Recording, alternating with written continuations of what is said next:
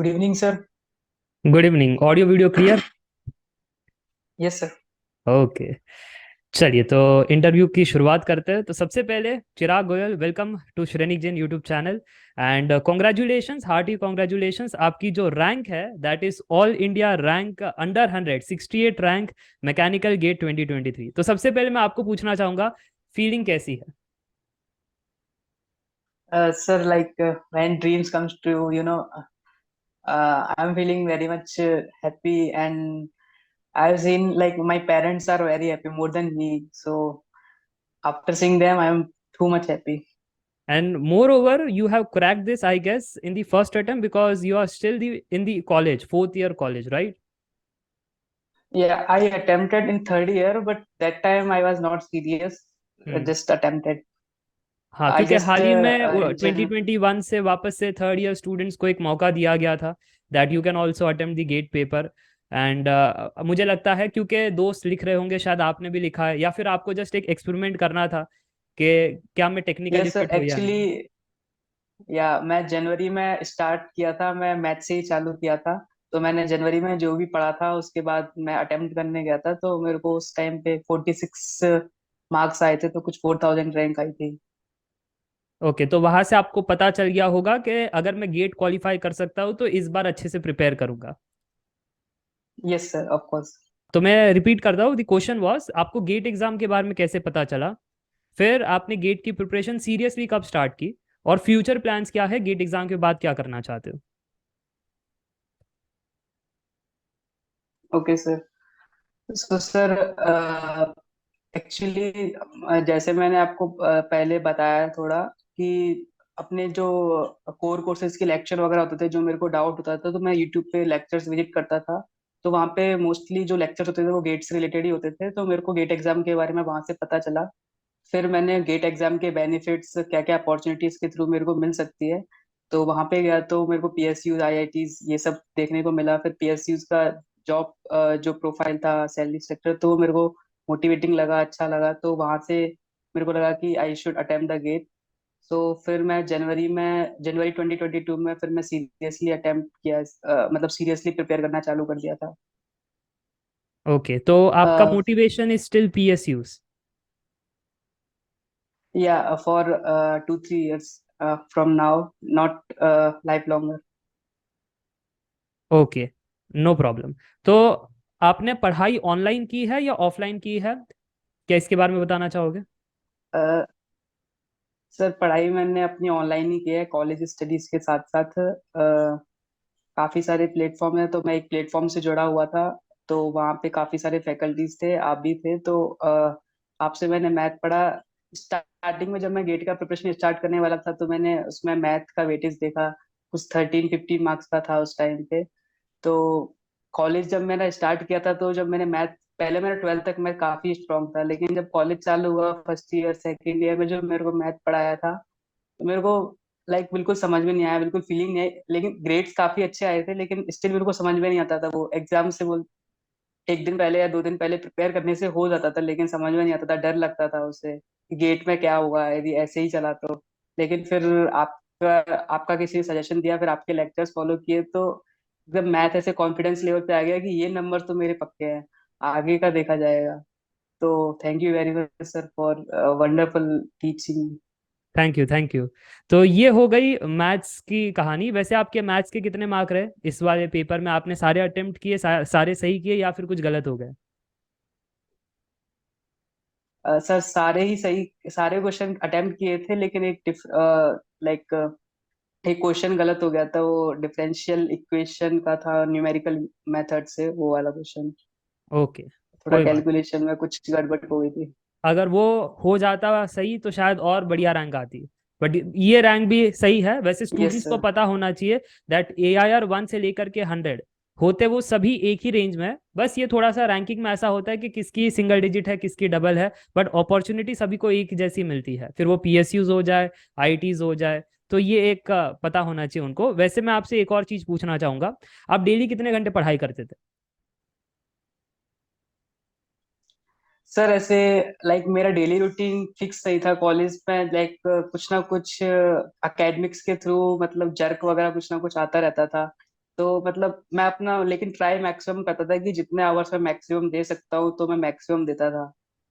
ये बहुत ही इंपॉर्टेंट होगा आपके थ्रू जानना, क्योंकि बहुत सारे स्टूडेंट मेरे पास ऐसे लाइक आते स्लीप हैं आवर कि सर, टू सेवन। हमारा कॉलेज एग्जाम भी है, हमारा यूनिट टेस्ट भी है, हमारा फाइनल ईयर प्रोजेक्ट भी है, ब्लैक बुक भी हमें बनाना है सर, फिर बाद में फाइनल ईयर है तो और भी काम आ जाते हैं। तो ये सबको आपने मैनेज करते हुए गेट की प्रिपरेशन कैसे की? क्योंकि वो लीनियर नहीं होगा। जैसे मैं अक्सर क्या कहता हूँ, मंडे टू संडे है तो मंडे टू फ्राइडे पढ़ाई करो, सैटरडे संडे रिवाइज करो। बट जब आप फोर्थ ईयर के कॉलेज दौर में होते हो तो ये पॉसिबल नहीं हो पाता है उतना इफिशिएंटली फॉलो करना। तो आपने क्या स्ट्रैटेजी लगाई थी, अगर आप उसके बारे में बता सको?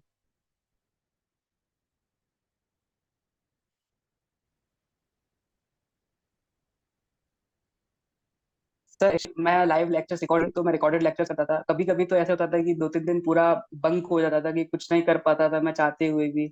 लेकिन जब अगले 2-3 दिन होते थे जिनमें अपने आप को फ्री महसूस करता था तो मैं मैक्सिमम कवर अप करने की कोशिश करता था सिलेबस को। और साथ ही में मैं रिवीजन भी करता रहता था जब भी मेरे को टाइम मिलता था। लाइक वीकेंड्स पे मेरे को टाइम मिल ही जाता था तो उसमें मैं रिवीजन करता था, अपने नोट्स वगैरह शॉर्ट नोट्स लिखता था जो मेरे को पॉइंट्स याद नहीं रह पाते थे। तो ऐसे कर करके लाइक बहुत ज्यादा डिफिकल्टीज फेस हुई, लेकिन मेरा नवंबर में एंड सेम चालू होने से पहले मेरा सिलेबस कंप्लीट हो गया था। उसके बाद फिर दिसंबर और जनवरी, दिसंबर जनवरी में मैंने फुल लेंथ टेस्ट बहुत सारे अटेम्प्ट किए थे, फुल प्रैक्टिस की थी। तो बेसिकली आप ये कहना चाहते हो कि तो रिकॉर्डेड यही है आपने कि you have to manage every. Recorded आपने ज्यादा किया, लाइव पर कम फोकस रखा, क्योंकि आपको मैनेज भी करना है कॉलेज का अटेंडेंस, उनके एग्जाम्स। तो लाइव डेली स्केड्यूल आपने फॉलो नहीं किया, ये एक आपका सजेशन रहेगा for the fourth year students, correct? Yes sir. Okay, study material पर यस। आते हैं अभी। Yes sir. स्टडी मटेरियल में आपने बुक्स, स्टैंडर्ड बुक्स यूज की थी, या फिर इंडियन ऑथर्स की बुक्स यूज की थी, या फिर आपने previous year questions book enough है, या कोई कोचिंग की मटेरियल? तो आपने इनमें से क्या क्या चीजें यूज की है बुक्स में?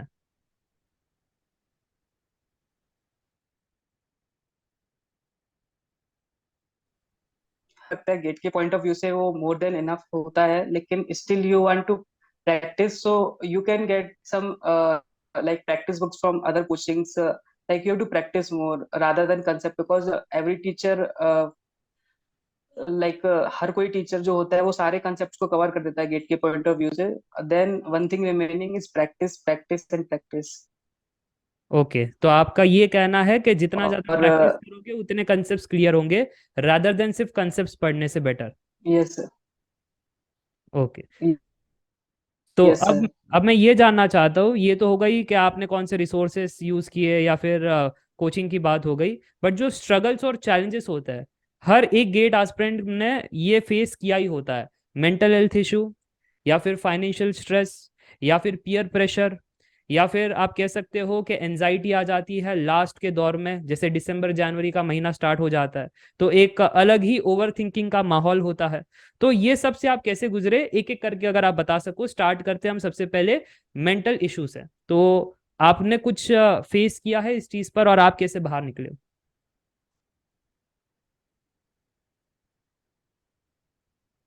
सर एक्चुअली जब मैं जनवरी में स्टार्ट किया था अपना गेट का प्रिपरेशन तो मैं बहुत कम प्रिपेयर था। जो गेट 2022 अटेम्प्ट किया था तो उसमें जब मेरे को 46 मार्क्स लगा तो मेरे को मेंटल स्ट्रेस तो फिर पूरे साल नहीं रहा था। मेरे को लगा था कि यदि मैं ट्राई मारूंगा अपना पूरा अटेम्प्ट तो I will surely do it. So mental health का मेरे को कोई इश्यू आया नहीं। ओके, हेल्थ इशू वो अगर मेरे आपको को कोई शुरू से फेस, क्लियर था कि करना है तो करना है। ओके, हेल्थ इशू को अगर आपने फेस हेल्थ किया हो। हेल्थ इश्यू सर बीच में कोई छोटा मोटा हो जाता था, वो नॉर्मल होता था, उससे मेरे को ज्यादा इफेक्ट नहीं हुआ। ओके, और टेस्ट सीरीज में जब कम मार्क्स आते हैं तो वो नेगेटिव फीलिंग को, डीमोटिवेशन को आप कैसे दूर करते हो फिर? या इनकंसिस्टेंट हो जाते सर हो, या टेस्ट फिर सीरीज में प्रिपरेशन छूट जाती है बीच में? नहीं सर, यदि मेरे को जैसे स्टार्टिंग में मेरे को कुछ 45 या 50 आया था एक दो बार तो मेरे को मैंने बस यही देखा कि मेरी गलतियां कहाँ पे हुई है, मैं कहाँ इम्प्रूव कर सकता हूँ।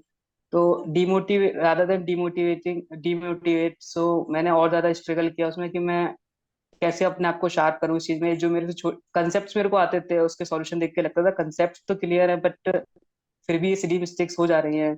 तो मैंने उन पे ये सब काम किया, तो धीरे धीरे टेस्ट सीरीज काफी इम्प्रूव हो गई। तो फिर टेस्ट सीरीज काफी सारे अटेम्प्ट किए थे, तो मेरा एग्जाम वाला फियर, वो टेस्ट अटेम्प्ट करने का फियर बिल्कुल निकल चुका था।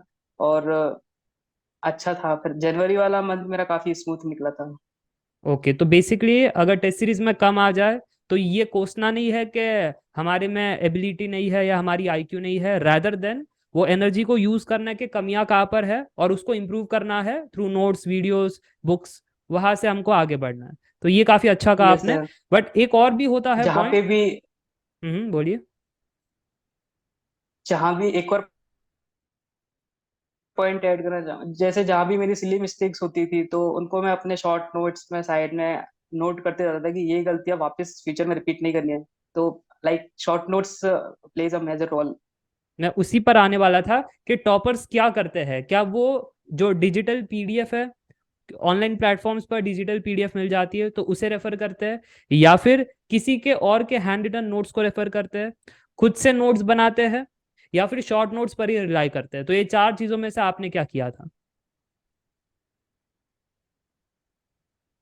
सर मैं एक्चुअली किसी और के हैंड रिटन नोट से, मेरे को स्टार्टिंग से ही हैबिट है कि मैं कुछ नहीं कर सकता हूँ, मेरे को कुछ समझ में नहीं आ पाता है। तो या तो डिजिटल होना चाहिए या फिर मेरा खुद का हैंड रिटन होना चाहिए। तो डिजिटल प्लेटफॉर्म्स पे काफी अच्छे नोट्स थे जिन टीचर से मैं पढ़ता था। तो मैं उस क्लास के बाद उसके मैं याद नहीं रख पाऊंगा, तो ऐसे करके वो भी काफी सारे हो गए थे। लेकिन फिर लास्ट में मैंने उनसे भी फिर शॉर्ट नोट्स बनाए कि ये पॉइंट, लाइक शॉर्ट नोट्स बनाए, तो उनपे जनवरी में पूरा शॉर्ट नोट्स पे रिलाय था मैं। ओके, तो बेसिकली आपने हैंड रिटन नोट ज्यादा नहीं बनाए, आपने शॉर्ट नोट ज्यादा बनाए, और जो डिजिटल नोट्स थे उनको रेफर करके यस सर। आपका काम हो गया। यस। Yes sir. लाइक काफी सारे सब्जेक्ट्स में मैंने नोट्स भी बनाए थे, कुछ सब्जेक्ट्स में डिजिटल से काम चलाया था। वो जैसे भी मैनेज हो पा रहा था मेरा, ऐसे मैनेज कर रहा था मैं। यदि मेरे को समझ में आ रहा है तब तक ठीक है, वरना मैं खुद के लिखता था। ओके, तो अब एक और इम्पोर्टेंट पॉइंट है। क्या आपने पहले से ऐसा एम बनाया था कि मुझे अंडर 100 लेकर आना है रैंक, या फिर कुछ और एक मोटिवेशन से स्टार्ट किया था कि नहीं, मुझे बस मेरा जितना बेस्ट हो सकता है उतना ही देना है? क्या आपने कोई स्पेसिफिक गोल रखा था या कोई गोल नहीं था? ये मैं जानना चाहता हूँ।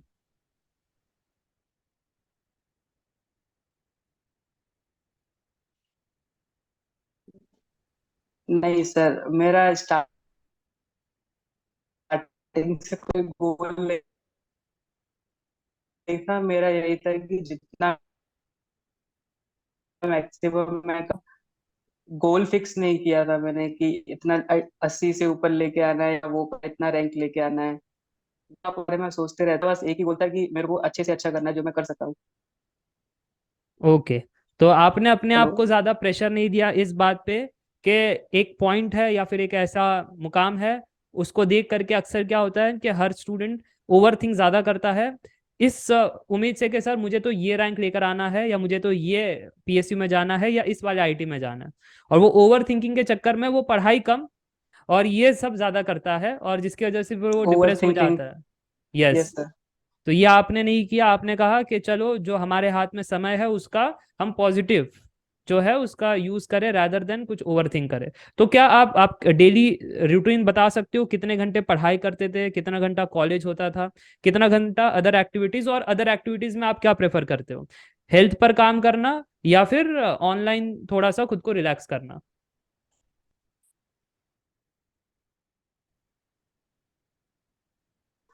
सर यदि अदर एक्टिविटीज पे जाऊं तो मैं नॉर्मली इवनिंग में थोड़ा बहुत वॉक करता था। और मेंटली रिलैक्स मैं ऑनलाइन प्लेटफॉर्म्स के थ्रू भी करता था, सोशल मीडिया के थ्रू। और डेली का यही था मेरा कि नॉर्मली कॉलेज लाइफ, कॉलेज का जो भी लेक्चर है, अटेंडेंस वगैरह वो कंप्लीट करूँ, और उसके बाद जो भी टाइम मिलता है मैक्सिमम टाइम अपनी प्रिपरेशन में यूटिलाइज करूँ उसको। और उसके बाद जो आपने बताया, हेल्थ हेल्थ पे फोकस करना और मेंटली अपने आप को स्टेबल करना, वो सब करता था बस। Okay, so that's good. तो हेल्थ पे आप काम करते थे, ये बहुत ही इंपॉर्टेंट है, सभी स्टूडेंट्स को भी पता होना चाहिए दैट हेल्थ इज वेल्थ। अगर हेल्थ पर काम नहीं करोगे हम्म। तो फिर बाद में अगर अच्छा रैंक भी आ गया कोई फायदा नहीं है, क्योंकि वहां पर भी जा करके आपको परफॉर्म करना है। ऐसा कब एक हमें मिथ बताया जाता है कि ये कर लो तो यस जिंदगी सर। सेट होती है। तो जिंदगी तो सेट नहीं होती है, वो चलती रहती है आगे, और हर बार नए चैलेंजेस होते हैं, पुराने वाले सॉल्व हो जाते हैं बट नई प्रॉब्लम्स आ जाती है। तो हेल्थ पर काम करना बहुत इंपॉर्टेंट है। और अभी यस मैं सर। आपसे ये जानना चाहूंगा दैट जो मैं हमारे अपकमिंग गेट एस्पिरेंट से गेट 2024 के लिए, उनके लिए अगर कोई 3 tips, and most sir, important tips. तो सर 3 टिप्स में, फर्स्ट टिप तो मैं ये देना चाहूंगा कि सिलेबस आप अपना अक्टूबर एंड या नवंबर एंड जितना जल्दी आप कर सकते हो उतना जल्दी सिलेबस कंप्लीट करने की कोशिश करो। बट उसके लिए शॉर्टकट नहीं लेना है, कॉम्प्रिहेंसिव कोर्स करने हैं ठीक से detail. Second shortcut, second thing I would like to say, revision is the key. unless you will not be able to memorize anything, you will complete your syllabus but you will forget any everything, then in December January you must be depressed. And third thing, uh, like मेरा जो था कि मैंने बहुत सारे gate aspirants को देखा है लाइफ से या फिर अपने फ्रेंड्स से प्रिपरेशन के दौरान, तो उनको वो मेंटली डिप्रेशन वाली फीलिंग होती है। तो मैं अपने फ्रेंड्स के साथ काफी ज्यादा कम्युनिकेट करता था, जो हॉस्टल में अपने कॉलेज में फ्रेंड्स है, तो वो एक फैक्टर था मेरे साथ कि मेरे को मेंटली इश्यू नहीं हुए कुछ भी। वो लोग लाइक, ये मैं कहना चाहूंगा कि आइसोलेट नहीं करना है खुद को बिल्कुल, मेंटली अपने आप को स्टेबल करके रखना है और हेल्थ पे अपना फोकस देना है। ओके, तो conclusion basically syllabus early as possible complete करना है, और वो रिकॉर्डेड वीडियो से ज़्यादा फास्ट पॉसिबल है। Yes sir. आपने कहा कि रिवीजन इज दी की, क्योंकि आपने भी एक्सपीरियंस किया होगा 50% पेपर रिवीजन से बनता है, बाकी 50% में थोड़ा सा हमको थॉट प्रोसेस और टेक्निकल यस स्किल्स सर। चाहिए। और लास्टली आपने कहा कि आइसोलेट अगर खुद को कर लोगे तो तकलीफ होगी, तो थोड़ा फ्रेंड्स भी होना चाहिए ताकि उनसे हम मिल बांट करके सुख दुख शेयर कर सके। और थोड़ा अगर बाहर घूमने गए तो थोड़ा सा एक अलग एनवायरनमेंट मिल जाता है, जिससे सेहत भी अच्छी रहती है, यस सर। माइंड भी fresh, and we are again motivated to work back for the next day. तो बहुत बढ़िया आपके साथ बात करके मुझे ऑलमोस्ट सारा आइडिया मिल गया है यस सर। दैट आप एक ही अटेम्प्ट जो आपका सीरियस था उसी में आप क्रैक कर गए। एंड मुझे ऐसा लगता है पर्सनली आपकी जो आईक्यू है वो थोड़ी सी अबव एवरेज है, बिकॉज फर्स्ट अटेम्प्ट में, सीरियस अटेम्प्ट में अगर क्रैक करना है, वो भी मैकेनिकल में, अगर mechanical is the most competitive, एक एक मार्क के पीछे बहुत बड़ा कंपटीशन होता है, शायद आपको भी पता ही है। तो उसके अंदर आपने क्रैक किया यस है, sir. Yes. That is next level, है ना। तो उसमें तो कोई शब्द नहीं है कि आपकी ग्रेटनेस को बताया जाए, सो दैट्स गुड। और आपने जो पीएसयू का ड्रीम लिया है वो तो आपको मिल ही जाएगी। So what's your dream PSU by the way?